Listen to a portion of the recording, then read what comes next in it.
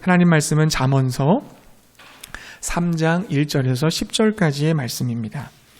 잠언 3장 1절에서 10절 말씀 구약 913페이지에 있습니다. 우리 같이 한 목소리로 함께 읽겠습니다. 내 아들아, 나의 법을 잊어버리지 말고 내 마음으로 나의 명령을 지키라. 그리하면 그것이 네가 장수하여 많은 해를 누리게 하며 평강을 더하게 하리라. 인자와 진리가 내게서 떠나지 말게 하고 그것을 내 목에 매며 내 마음판에 새기라. 그리하면 네가 하나님과 사람 앞에서 은총과 기중히 여김을 받으리라. 너는 마음을 다하여 여호와를 신뢰하고 내 명철을 의지하지 말라. 너는 범사의 그를 인정하라. 그리하면 내 길을 지도하시리라. 스스로 지혜롭게 여기지 말지어다. 여호와를 경외하며 악을 떠날지어다. 이것이 내 몸에 양약이 되어 내 골수를 윤택하게 하리라. 내 재물과 내 소산물의 처음 익은 열매로 여호와를 공경하라. 그리하면 내 창고가 가득히 차고 내 포도즙 틀에 새 포도즙이 넘쳐나리라. 아멘. 할렐루야. 주님의 은혜와 사랑이 여러분에게 함께 하시기를 바랍니다. 오늘 이제 잠언서 말씀으로 들어가게 됐습니다. 5월, 6월 달은요, 잠언의 말씀으로 새벽 기도회와 주일 예배 때에 함께 은혜를 나누려고 합니다. 여러분, 그 잠언의 뜻이 뭘까요? 그 잠자가요, 바늘 잠자거든요. 그리고 어는 말씀언입니다. 그러니까 말씀으로 찌른다는 거예요. 그러니까 말씀으로 찌르고 경계하고 타이르는 말들을 모아놓은 책. 이것이 잠언입니다. 그러니까 잠언은 옛 지혜의 말씀에 의해서 신앙적으로, 윤리적으로 그런 미성숙 상태를 벗어나서 성숙한 상태로 이르도록 가르침을 주는 것, 이것을 잠언이다 이렇게 말할 수가 있겠습니다. 따라서 이 잠언은요, 참된 지혜를 가르쳐주는 말씀입니다. 그렇다고 한다면 여러분, 지혜는 뭘까요? 지혜에 대한 여러 가지 정의가 있는데요. 리차드 클리포드라는 학자는 이렇게 얘기했습니다. 지혜란 어떻게 사는 것이 성공과 행복을 보장하는지를 아는 것이며 삶과 세계의 원리를 아는 기술이다. 이렇게 얘기했어요. 또 존 스택이라는 학자는 삶의 기술을 다루는 농축된 대학원 과정이다. 지혜를 대학원 과정이라고 얘기를 정의했습니다. 이들을 종합해 보면 지혜는 현실 대응 능력이자 삶을 조정하는 기술이다 라고 할 수 있겠습니다. 한마디로 얘기하면 지혜라는 것은 무엇을 위해서 살아갈 것인가, 그리고 어떻게 살아갈 것인가를 알려주는 그 가르침이다, 교훈이다, 이렇게 말해줄 수 있겠습니다. 오늘 읽은 그 잠언 3장의 말씀은요, 아버지가 지혜 선생님이 되어서 학생인 그의 아들, 자녀에게 가르침을 주고 있는 말씀입니다. 그러나 여러분, 이것을 어떻게도 볼 수 있냐면요, 잠언의 원저자이신 하나님 아버지께서 그의 자녀들, 그의 백성들을 지혜로 가르쳐주기 위한 것으로도 해석할 수 있습니다. 하나님께서 부모의 이름을 빌려서 그의 백성들, 그의 자녀들을 지혜로 양육하고 계신 것으로 해석해도 무방하다는 것입니다. 여러분, 성경 말씀을 보다 보면요, 성경은 하나님과 부모를 같은 위치에 놓고 보고 있는 것을 우리가 알 수 있습니다. 같은 위치에 두고 있어요. 하나님은 생명의 창조주이시고 부모는 생명의 전달자가 되는 거죠. 생명의 창조자이신 하나님께서 부모님을 통해서 바로 저와 여러분들을 이 땅에 창조하셨습니다. 그러니까 부모님은 창조, 하나님의 창조의 동역자들인 셈이 되는 것입니다. 옛말에 이런 말 있잖아요. 임금과 스승과 나를 낳아주신 부모는 하나다. 그래서 군사부일체, 이런 말이 있듯이 또 자식에게는요, 부모님과 하나님은 같습니다. 그래서 신부모일체, 이렇게 말해도 무방하다는 것입니다. 여러분이 잘 아시는 10계명을 보세요. 1계명부터 4계명까지 바로 이른바 하나님의 관계를 다루고 있는 신학적 그 관계잖아요. 그 신학적 계명이 기록되어져 있습니다. 두 번째 돌판에서는 5계명부터 10계명까지 사람들 사이의 관계, 인간관계를 다루고 있는 윤리적 계명을 다루고 있어요. 기록되어 있습니다. 근데 여러분, 모든 생명의 궁극적 근원인 창조주 하나님이 가장 중요한 존재이기 때문에 신학적 계명을 다루고 있는 1계명부터 4계명까지의 첫 번째 계명이 하나님만을 섬겨라, 그거잖아요. 그리고 여러분, 인간관계의 윤리 속에서, 사람들과의 관계 윤리 속에서 가장 중요한 계명이 뭐예요? 바로 5계명, 인간관계의 윤리를 다루고 있는 5개의 계명 중에 첫 번째 자리에 있는 그 5계명이 바로 내 부모를 공경하라입니다. 이렇게 여러분, 하나님과 부모님은 같은 선상에 있다라고 볼 수가 있는 거예요. 또 한 가지 주목해 볼 것은요, 성경에서 이 공경하다라는 단어가 카베드라는 그런 히브리어인데요, 이것을 명령형으로 쓰게 되면 오직 하나님과 부모에게만 쓰여지게 됩니다. 하나님과 부모에게만 국한되어 사용하고 있어요. 또한 여러분, 레위기 19장 3절에 보게 되면요, 너희 각 사람은 부모를 경외하고, 이렇게 기록을 합니다. 자, 경외하라. 너희 각 사람은 부모를 경외하라. 하나님에게만 쓰여지는 그 경외라는 단어가 부모님에게도 쓰여지는 것을 볼 수 있어요. 더 나아가서 말라기 1장 6절 말씀 가보면요, 하나님 공경과 부모 공경이 동일시되고 있습니다. 그러니까 구약 성경은 하나님 섬김과 부모 섬김이 동일하게 간주하고 있음을 우리가 알 수 있습니다. 따라서 우리가 부모님을 제대로 공경하지 않는다면 하나님을 공경하는 것은 불가능합니다. 우리가 부모님께 인정을 받지 못한다고 한다면 하나님께도 역시 인정받기가 어렵습니다. 이것은 그냥 일반적인 부모님을 두고 얘기하는 거예요. 막 폭력을 행사하거나 잘못된 부모님들 말하는 것이 아니라 일반적인 부모님들에게 인정받는 걸 말하는 것입니다. 진실한 신앙인은 그러니까 먼저 효자, 효녀여야 함을 여러분 기억하시기 바랍니다. 그러므로 사랑하는 성도님들, 부모님을 공경하시기 바랍니다. 공경하다는 말 뜻이 바로 뭐냐면 무겁게 여긴다는 뜻이거든요. 중요하게 여긴다는 거예요. 부모님을 중요하게 여기고 마음으로 존경하시기 바랍니다. 부모님을 존귀하게 여기고 그들의 위엄을 인정하시기 바랍니다. 또한 여러분, 부모님들 경제적 능력을 상실하신 분들 많잖아요. 그들의 노후를 자식에게 의존할 수밖에 없는 그 부모님을 마음을 다해 또 물질로서 봉양하고 돌보시는 우리 모두가 되시기를 바랍니다. 그런데 여러분, 안타깝게도 구약 성경에서는요, 노부모에 대한 그 부정적 행동들이 매우 자세하게 열거되어 있는 것을 보게 돼요. 예를 들어서 부모를 구타하고 저주하고 멸시하고 조롱하고 착취하고 억압하고 심지어 부모를 쫓아내기까지 한다라고 하는 그런 말들이 기록되어져 있습니다. 여러분, 지금 이 사회를 좀 돌아보세요. 지금 이 사회는 어떻습니까? 소가 병이 나면 수의사를 찾아가고 개가 아프면 동물병원에 이렇게 맡기지만 부모님이 늙으면 어떻게 돼요? 병들면? 그냥 늙어서 그런 걸 어떻게 해요? 늙어서 그런 걸 어쩔 수 있나? 묵살해버리는 그런 현실에 우리는 살아가고 있습니다. 자식 학원비를 내는 거에 대해서는 아까워하지 않아요. 근데 부모 용돈 드리는 거에 대해서는 상당히 인색해하는 것이 우리들의 실정입니다. 장성한 자식들이 홀아버지, 홀어머니 모시는 거, 이걸 부담스러워할까 봐 부모님들 스스로가 그냥 집을 나오는 경우가 왕왕 있다고 합니다. 그러면 여러분, 길가에서 이렇게 방황하는 그 노인들에게 물어보면 자식들에 대해서 얘기하는 것을 굉장히 꺼려합니다. 왜냐하면 자식들의 삶에 누가 될까 봐 그러는 거죠. 자식들에게 버림받았다 할지라도 부모님들은 오직 자식들 걱정뿐인 겁니다. 자기들인들 그렇게 하고 싶어서 그런가요? 자기 마누라, 자기 새끼들 건드리고 먹고 사는 것이 힘들어서 어쩔 수 없이 그런 거죠. 저는 다 이해합니다. 이게 부모님들의 마음이에요. 사랑하는 성도님들, 우리가 하나님께 감사와 존경의 표시로 11조를 드리는 것처럼 나의 부모님, 여러분의 친가와 또 처가 부모님들께 여러분 그 부모 11조를 드려보시는 건 좀 어떠세요? 어버이 주일을 맞이해서 부모님을 향한 존경과 돌봄을 실천해 보실 수 있기를 바랍니다. 정말 하나님이 기뻐하시고 하나님이 영광 받으시고 잘했다, 이렇게 아마 칭찬해 주실 줄로 믿습니다.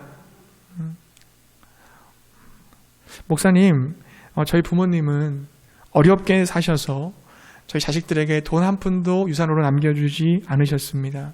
사실 저는 부모님이 좀 원망스럽습니다. 이런 분들도 계실 거예요. 그러나 여러분, 부모님께 물려받은 것이 없다라고 한다면 부모님을 더 공경해드려야 돼요. 부모님들은 누구나 자식에게 더 못해준 것을 가슴 아파하시며 죄인처럼 여기시기 때문입니다. 물려주고, 만약에 재산을 물려준다 할지라도 더 물려주지 못해서 안타까워 하시거든요. 그런 것이 부모님의 마음인데, 하물며 내가 자식에게 하나도 물려주지 못했다라는 것을 마음속에 품고 있다라고 한다면 그 마음이 오죽이나 하시겠어요. 그러니까 더 잘해드리고 더 공경해드리며 섬길 수 있기를 바랍니다. 또 여러분, 어떤 분들은 이런 분들이 있을 거예요. 부모님에게 받은 상처로 인해서 부모님을 미워하는 분들도 있을 겁니다. 부모와 자식 간의 관계는 굉장히 오랜 세월 동안 함께 살아가는 관계 아닙니까? 차라리 서로 모르는 남남이었다라고 한다면 상처를 주고받는 일들이 없었을 텐데, 같이 있다 보니까 상처를 자녀가 또 부모가 이렇게 받을 수가 있습니다. 여러분, 이런 상처들은요, 시간이 지나고 나서 부모님과 자녀 간의 어떤 진지한 대화를 통해서 충분히 해결될 수가 있어요. 치료될 수가 있습니다. 그러나 대화로서 해결될 수 없는 분들도 계실 거예요. 대화가 안 된다든지 어려움이 있을 수 있을 겁니다. 그런 상태라고 한다면 하나님의 은혜 안에서 내 스스로 그 상처를 치료받아야 됩니다. 극복할 수 있어야 될 것이에요. 계속 만약에 내 마음속에 부모님을 미워하고 원망하는 마음을 가지게 된다면 어떻게 돼요? 여전히 나는 피해자로 남아있는 거예요. 그 부모님의 어둠의 그늘 때문에 내가 붙잡혀가지고 좌지우지하는 삶을 살아가게 된다는 거죠. 여전히 나는 피해자가 되는 거예요. 고통 속에 살아갑니다. 쉽지는 않지만 주님의 은혜 안에서 우리가 구원받았다는 것은 뭡니까? 우리에게 영생이 있다는 것은 우리가 새로운 관점으로 세상을 바라보게 됐다는 거거든요. 내 안에 선악을 구별하는 것을 내 안에 두는 것이 아니라 하나님께 두고 살아가겠다는 거잖아요. 하나님 아버지의 마음으로 연결되어서 부모님을 보게 되면 그때 치유가 일어나거든요. 그래서 새로움이 일어나게 됩니다. 그 새로움을 가지고, 그 치유한 마음을 가지고 주님의 은혜 안에서 부모님을 용서하시고, 그 상처로 말미암아 나를 붙들고 있는 그 쓴뿌리, 그 사슬로부터 해방을 경험하는 여러분 되실 수 있기를 바랍니다. 그래서 여러분, 부모님의 존재가 너무나 소중한 거예요. 중요한 거예요. 자녀들은 어떻습니까? 부모님을 통해 영향을 지대하게 받게 됩니다. 부모님은 이 아이들이 나에게서 내가 출산했지만, 나에게서 왔지만, 하지만 나보다 더 큰 존재로부터 보냄받았다는 사실을 인식하셔야 됩니다. 내 자녀들이 하나님으로부터 왔고, 그리고 하나님이 내게 이 아이들을 맡겨주셨다는 것, 이것을 인정해야 하는 것입니다. 그리하여 부모는 자녀를 맡은 하나님의 청지기, 하나님의 대리인으로서 언제나 하나님을 보여주어야 합니다. 부모는 내 자녀들이 볼 수 있는, 눈에 보이는 하나님의 사랑이 되어줘야 돼요. 부모는 하나님의 공의가 되어줘야 됩니다. 하나님의 정의가 되어줘야 됩니다. 눈에 보이지 않는 하나님을 우리 자녀들이 만날 수 있게 해주는 통로의 역할을 감당해야 될 줄로 믿습니다. 이것이 여러분, 부모가 자녀에게 줄 수 있는 최고의 사랑이에요. 부모가 줄 수 있는 사랑이에요. 우리 자녀들이 여러분 그런 소망이 있어요. 우리 자녀들이 장성했을 때 부모님의 사랑을 떠올렸을 때, 우리 부모님이 나를 어떻게 사랑하셨지 떠올렸을 때, 그때 하나님의 사랑이 떠올라질 수 있기를 바랍니다. 부모님의 사랑과 하나님의 사랑은 너무 닮아 있거든요.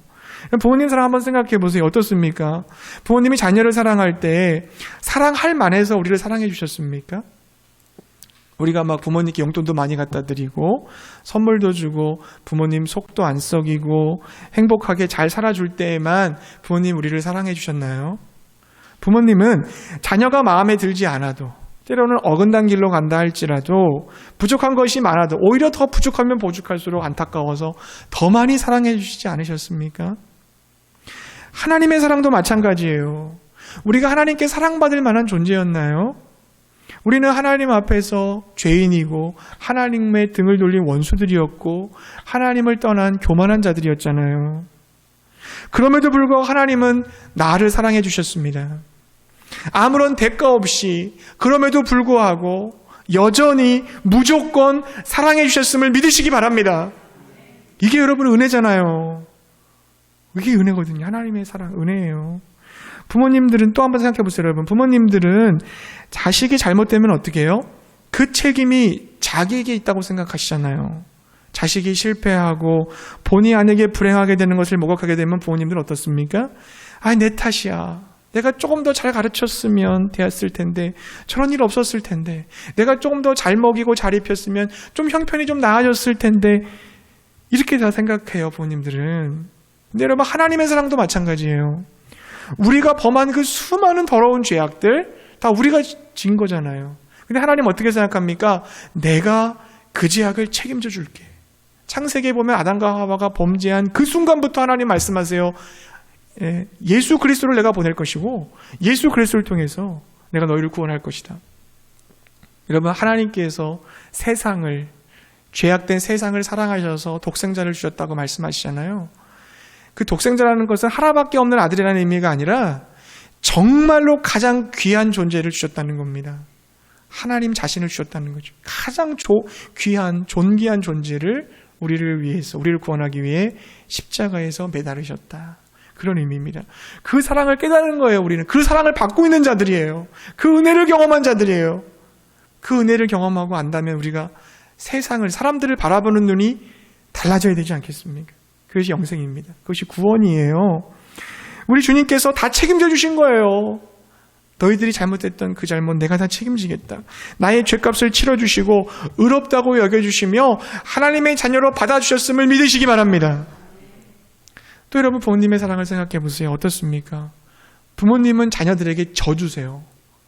부모 이기는 자녀 없다고 하잖아요. 자식 이기는 부모 없다고 하잖아요. 항상 자식이 져줍니다. 힘이 없어서 지는 게 아니에요. 힘이 있어도 져주는 거예요. 왜 그렇습니까? 자식이 부모를 사랑하는 것보다 부모가 자식이 부모를 사랑하는 것보다 부모가 자식을 더 사랑하기 때문에 그런 겁니다. 더 많이 사랑하는 사람이 지게 돼 있는 겁니다. 하나님의 사랑도 마찬가지예요. 하나님 우리에게 져주시는 분이에요. 우리를 사랑하시기 때문인 거죠. 시도 때도 없이 우리 거듭해서 하나님께 달라고 요청하잖아요. 하나님은 그때마다 우리를 거절하지 않고 싫어하지 않고 주십니다. 응답해 주십니다. 우리가 주님 앞에 얼마나 많은 죄를 범합니까? 반복해서 또 짓고 또 짓고 또 짓고. 세상에서도 여러분 전과자들을 전과 2범, 3범, 4범만 해도 정말 그 사람하고 상종하기 싫어하잖아요. 우리가 하나님 앞에 얼마나 큰 전과를 범했을까요? 수백 번, 수천 번, 수만 번의 흉악범 같은 나 같은 자를 우리 주님은 하나님 아버지 앞에 나오기만 하면, 예수님의 보혈을 의지해서 주님 앞에 무릎을 꿇기만 하면 용서하신다고 선언하시는 줄로 믿습니다. 우리가 범죄할 때마다 우리 주님은요, 너 범죄했지? 체크하시는 분이 아니에요. 그래, 네가 범죄했다는 거 알아. 하지만 네가 다시 나를 바라보고 나와 함께 일어나서 걸어갈 수 있으면 돼. 예수 그리스도 의지해서 다시 시작할 수 있어. 이렇게 말씀하시는 줄로 믿습니다. 주님을 바라보고 주님을 의지하기만 하면 돼요. 그리고 다시 우리 넘어지지 않도록 힘을 내보자. 격려하시는 것이 우리 주님이신 줄로 믿습니다. 왜요? 하나님은 져주시는 하나님이기 때문에 그래요. 사랑하는 우리 부모님들이요, 우리의 책임이 중차대합니다. 우리는 하나님을 자녀들에게 보여줘야 될 책임이 있는 사람들이에요. 하나님의 사랑을 나타내 보여줘야 되는 사람들이에요. 예수 그리스도의 인격을 가르쳐 줘야 됩니다. 우리의 삶을 통해서 성령의 열매를 드러내야 될 줄로 믿습니다. 그리스도인이란, 성도란 어떻게 살아가야 되는지를 자녀들에게 삶으로, 나의 말로 보여줘야 될 사명이 있는 사람들이 부모님이에요. 그러기 위해서 오늘 본문의 말씀처럼 부모가 자녀에게 하나님의 말씀을 가르쳐줘야 될 줄로 믿습니다.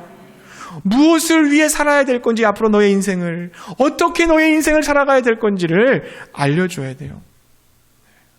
코로나가 우리에게 가르쳐준 것 중에, 우리에게 일깨워준 것 중에 하나가 뭡니까?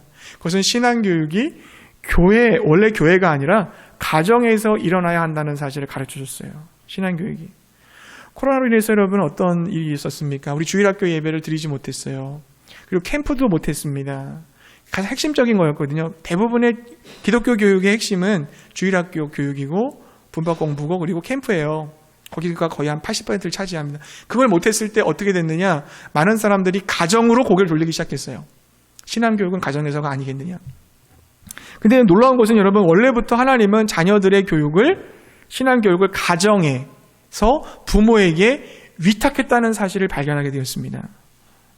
성경 말씀을 쭉 한번 보세요. 여러분, 창세기 말씀 보시면 아브라함이 하나님이 아브라함을 불렀을 때 창세기 1장 18절에 그 목적이 이렇게 나와 있어요. 내가 그로 그 자식과 권속에게 명하여 여호와의 도를 지켜 공의와 정의를 행하게 하려고 그를 택하였나니, 하나님은 아브라함 한 사람만 부른 것이 아니라 내가 그로, 아브라함으로 그 자식과 권속에게 명하여 하나님의 계명을 준행하시기 위해서 너를 불렀다 그랬어요. 그러니까 하나님은 아브라함 한 명만 본 게 아니라 아브라함의 자녀, 그 다음 세대까지 보시고 아브라함을 부르신 겁니다. 그 말씀이 전파되기를 바라셨던 거죠.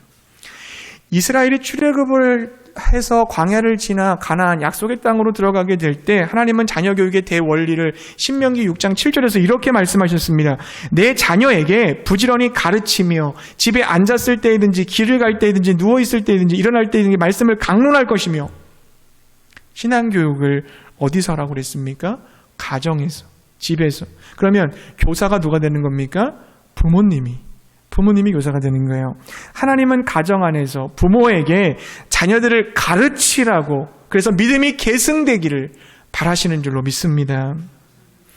이스라엘 백성들이 가나안 땅에 정착하고 땅도 분배받았어요.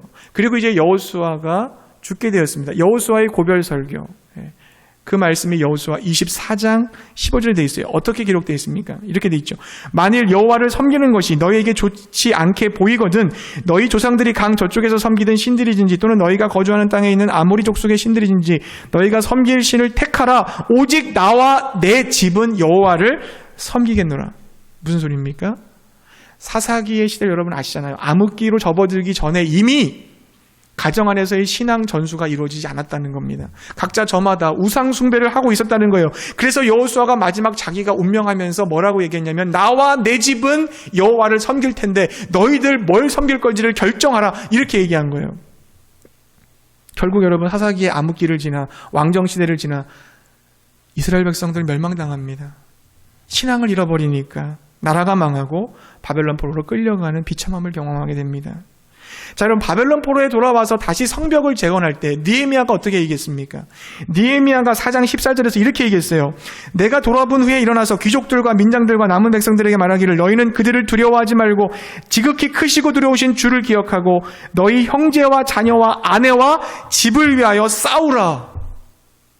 성벽 재건의 목적, 그들에게 그 동기를 심어주기 위해서 뭐라고 얘기해요? 가정을 지키기 위해서 우리는 이 성벽을 짓는 것이다. 가정 공동체를 세우기 위해서 우리는 이 성벽 재건에 동참해달라. 그렇게 권면하고 있는 겁니다. 말라기 여러분, 말라기 4장 6절이 마지막이거든요. 성경의 구약의 마지막 절이에요. 마지막 장이고 말라기 4장 6절 말씀이 이렇게 되어 있어요. 그가 아버지의 마음을 자녀에게로 돌이키게 하고 자녀들의 마음을 그들의 아버지에게로 돌이키게 하리라. 돌이키지 아니하면 들었건대 내가 와서 저주로 그 땅을 칠까 하노라 하시니라. 무슨 말입니까? 믿음의 세대 계승을 말하는 거예요. 자, 아버지의 믿음이 자녀에게로 넘어와요. 그러면 자녀들은 아버지가 믿는 그 믿음을 인정해 줍니다. 세대가 믿음 안에서 하나가 되는 거예요. 그렇게 돼야 된다라고 구약의 마지막에 기록을 하고 있습니다. 구약 성경은 끊임없이 신앙교육을 누구한테 위탁을 하고 있어요? 가정 안에 부모들에게. 하나님께서는 가정에서 부모님이 자녀에게 신앙을 물려줘야 된다고, 신앙을 전수해야 된다고 말씀하시는 줄로 믿습니다. 신약 성경으로 넘어오면 더 심해요. 디모데 전서 5장 8절에 보면 이렇게 되어 있습니다. 누구든지 자기 친족, 특히 자기 가족을 돌보지 아니하면 믿음을 배반한 자요 불신자보다 더 악한 자니라. 우리가 흔히 말하는 잘못 중에 한 가지가 뭐예요? 자녀들한테 얘기할 때 내가 너를 위해 기도해주고 내가 너를 위해 열심히 예배 드릴 테니까 너는 열심히 일만 열심히 해. 공부만 열심히 해. 기도는 내가 다 할게. 이게 잘못된 겁니다, 여러분. 이렇게 말하면 곤란해요. 가정에서 자녀의 신앙을 세워주고 돌보지 않는 부모는 불신자보다 더 악하다. 그렇게 말씀하고 있습니다. 마지막으로 여러분, 요한계시록에 가보면요, 요한계시록 13장 16절과 10절 보면 이렇게 돼 있어요. 그가 모든 자, 곧 작은 자나 큰 자나 부자나 가난한 자나 자유인이나 종들에게 그 오른손이나 이마에 표를 받게 하고 누구든지 이 표를 가진 자의 매매를 못하게 하니 이 표는 곧 짐승의 이름이니 그 이름의 수라. 666 말하는 거잖아요. 자, 짐승의 표를 어디에 받았어요? 이마와 오른손에. 여러분, 이 원래 이마와 오른손에 뭐가 있어야 될 자리인지 아십니까? 신명기에 가보면, 6장에 가보면 하나님이 하나님의 말씀을 너의 미간과 오른손에 표로 삼으라 그랬어요. 하나님의 말씀이 머릿속에, 내 손에 있지 않으면 세상 가치관에 사로잡힌 우리 자녀들의 이마와 손에 뭐가 있는 줄 아세요? 어둠의 권세의 표가 있다는 겁니다. 우리 자녀들이 성경적으로 살지 못하고 세상적으로 살아가서 생각하는 것과 하는 행동이 모두 다 세상 속에 살아가는 사람과 똑같다고 한다면 그것은 복이 아니라 저주일 수 있다는 것을 심각하게 말씀하는 거예요. 하나님 계속해서 말씀하십니다. 믿음의 세대 계승을 이루어라. 부모를 통해 자녀에게 믿음이 이어지게 해라. 여러분, 이거 정말 쉽지 않아요. 부모가 먼저 바로 서야 되고 부모가 본을 보여야 되고 부모가 말씀을 가르친다는 거 쉽지 않아요. 어렵습니다. 하지만 하나님께서 그것을 말씀하셨고 명하셨다고 한다면 우리는 그 옳은 길로 가야 될 줄로 믿습니다. 어렵고 힘들지만 그 방향을 잡고 노력하며 가야 되는 게 맞는 거예요. 주일학교 캠프 사역 해야 됩니다. 좋습니다. 그러나 신앙교육의 본질은 가정에 있습니다. 가정 안에서 이루어져야 돼요. 교회는 그 가정이 그 신앙교육을 잘할 수 있도록 돕고 지원하는 역할을 감당해 줘야 하는 것입니다. 그러면 여러분, 부모 세대인 우리가 자녀들에게 믿음을 전수해 주고 신앙교육을 해줄 때 무엇을 가르쳐 줘야 될까? 무엇을 가르쳐 줘야 될까요? 하나님의 말씀을 끊임없이 가르쳐 줘야 되겠지만 오늘 잠언서 이 본문의 말씀을 통해서 우리 자녀들에게 가르쳐 줘야 될 3가지를 말씀드리기를 원합니다. 첫 번째는 뭐예요? 하나님의 말씀을 지키라고 가르쳐야 한다는 거죠. 하나님의 말씀을 지킬 것을 가르쳐줘야 됩니다. 자, 여러분 1절 말씀해 보세요. 여기 보니까 나의 법과 나의 명령이 맨 앞에 나와요. 말씀의 중요성을 강조하는 겁니다. 나의 법과 나의 명령은 하나님의 말씀이거든요. 즉 하나님의 말씀을 어떻게 하라고 하고 있어요? 1절에 보면 잊어버리지 말라 그랬어요. 말씀을 잊는다는 것은 그냥 말씀을 망각하는 것도 되겠지만 말씀을 무시하거나 말씀에 무심하거나 냉대하는 것까지 포함하는 것입니다. 자, 말씀을 잊지 않기 위해서 뭐라고 해요? 3절에 보니까 말씀을 목에 매라 그랬어요. 귀중한 장신구나 그리고 인장을 우리 목에 걸고 다니듯이 말씀을 소중히 여겨서 한시라도 잊지 말고 늘 우선순위에 두라는 거예요. 자, 말씀을 잊지 말고 기억할 뿐만 아니라 한 걸음 더 나아가서 말씀을 지키라고 그랬어요. 자, 지키기 위해서 오늘 본 말씀 보니까 뭐라고 되어 있습니까? 말씀을 마음에 새겨라 그랬어요. 자, 말씀을 새긴다는 것은 말씀을 내면하라는 거죠. 내 마음 안에. 그리고 모든 영역에서 실천하라는 것입니다. 사랑하는 성도님들, 자녀들에게 말씀을 지키라고 가르치시기 바랍니다. 자녀들이 하나님의 말씀을 지키면 하나님도 자녀들을 지켜주실 줄 믿습니다. 자, 이렇게 말씀을 잊지 않고 지킬 때 하나님의 축복이 주어져요. 어떤 축복이 주어질까요? 첫 번째는 하나님과 인간과의 관계의 축복입니다. 자, 2절 말씀해 보시면요. 장수하고 평강을 누리게 된다고 했고요. 장수한다. 평강의 복. 그리고 4절에 보니까 하나님과 사람 앞에서 귀중히 여김을 받게 된다고 했어요. 하나님의 말씀, 인자와 진리의 말씀을 마음에 품고 실천하는 자녀는 하나님이 기뻐하시고 인정해 주실 뿐만 아니라 뛰어난 분별력을 가진 총명한 사람으로 사람들 앞에서도 사랑을 받게 된다는 것입니다. 우리 자녀들에게 이런 관계의 축복이 임하기를 바랍니다. 하나님의 말씀을 지키라고 가르치고, 두 번째는 뭘 가르쳐요? 하나님을 신뢰하라고 가르쳐줘야 돼요. 하나님을 신뢰하라. 우리는 신뢰의 대상을 분명히 해야 됩니다. 신뢰해야 할 분은 하나님이고 신뢰하지 말아야 될 대상은 나의 명철이에요. 오늘 여기 말씀해 보니까 5절 말씀에 그 말씀 돼 있잖아요. 하나님을 신뢰하고 명철을 의지하지 말라. 이것은 반이성적 사람이 되라고 하는 것이 아닙니다. 아무리 뛰어난 인간의 지식과 지혜와 풍부한 경험과 연륜이 있다 할지라도 그것을 절대화해서는 안 된다는 뜻이에요. 우리 자신의 명철을 가지고 의지하며 뭔가를 해결하려고 하는 마음을 내려놓으라는 겁니다. 내 인생의 모든 주도권과 결정권이 주님께 있음을 인정하고 주의 뜻을 살피며 내 모든 상황을 주관해 주시는 그분의 지혜와 능력과 마음, 그 능력을 마음 다해 신뢰할 수 있기를 바랍니다. 그걸 가르쳐 줘야 돼요. 사랑하는 성도님들, 내 자녀가 나의 명철이 아니라 하나님을 신뢰하도록 가르치시기 바랍니다. 그때 축복이 주어져요. 어떤 축복이요? 여러분 5절 말씀 보니까 6절 말씀 보니까 내 길을 지도하시리라. 하나님의 인도를 받게 됩니다. 우리 자녀들이 하나님을 전적으로 신뢰하고 믿고 따르게 되면 하나님이 그들의 앞길을 인도해 주시겠다 약속해 주신 거예요. 자, 또 하나의 축복이 나와요. 8절에 보니까 몸에 양약이 되고 골수가 윤택해진다. 하나님을 신뢰하고 인정할 때 전인적 치유와 강건을 얻게 된다는 것입니다. 몸이 건강해진다는 거죠. 치유된다는 거예요. 우리 자녀들에게 이러한 축복, 하나님의 인도하심과 육신, 마음, 영혼의 강건함의 축복이 임할 수 있기를 바랍니다. 자, 마지막 세 번째 가르쳐야 될 거, 말씀을 지켜라, 하나님을 신뢰하라. 세 번째, 하나님을 공경하라. 공경하라고 가르쳐야 돼요. 하나님을 어떻게 공경할까요? 9절에 가보세요, 여러분. 내 재물과 내 소산물의 처음 익은 열매로 공경하라. 첫 열매라는 게 뭡니까? 모든 소산물에 대한 최고와 최상을 의미하는 거잖아요. 그러니까 첫 열매를 드리는 것은 내 모든 소유와 소산의 궁극적인 소유권이 내게 아니라 하나님께 있다는 걸 말해주는 거고요. 그리고 이것을 내 뜻대로가 아니라 하나님의 뜻대로 쓰겠다는 고백인 거예요. 그게 첫 소산물을 드린다는 거예요. 자, 사랑하는 성도님들, 내 자녀가 자기에게 주어져 있는 그 물질을 하나님의 것으로 인정하며 가장 좋은 것을 드릴 수 있도록 가르치실 수 있기를 바랍니다.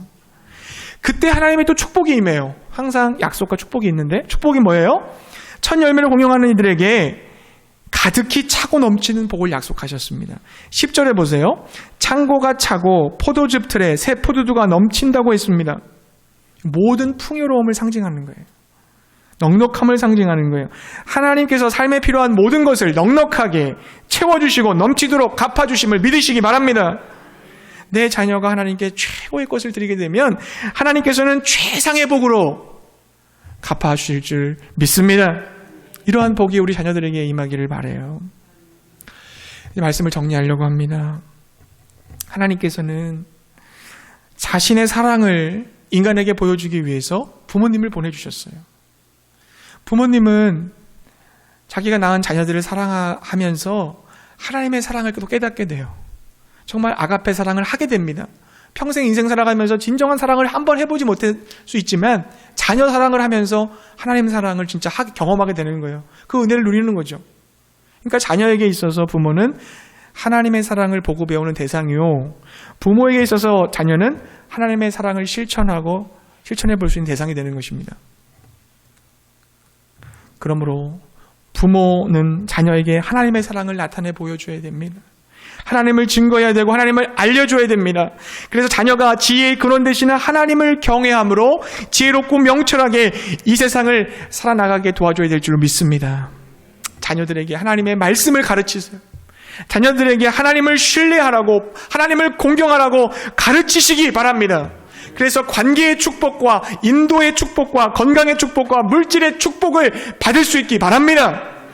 이걸 가르치는 부모가 이렇게 해야 돼요. 내가 먼저 말씀을 준행하고 내가 정말 하나님을 신뢰하고 그리고 하나님을 공경할 줄 알아야 될 겁니다.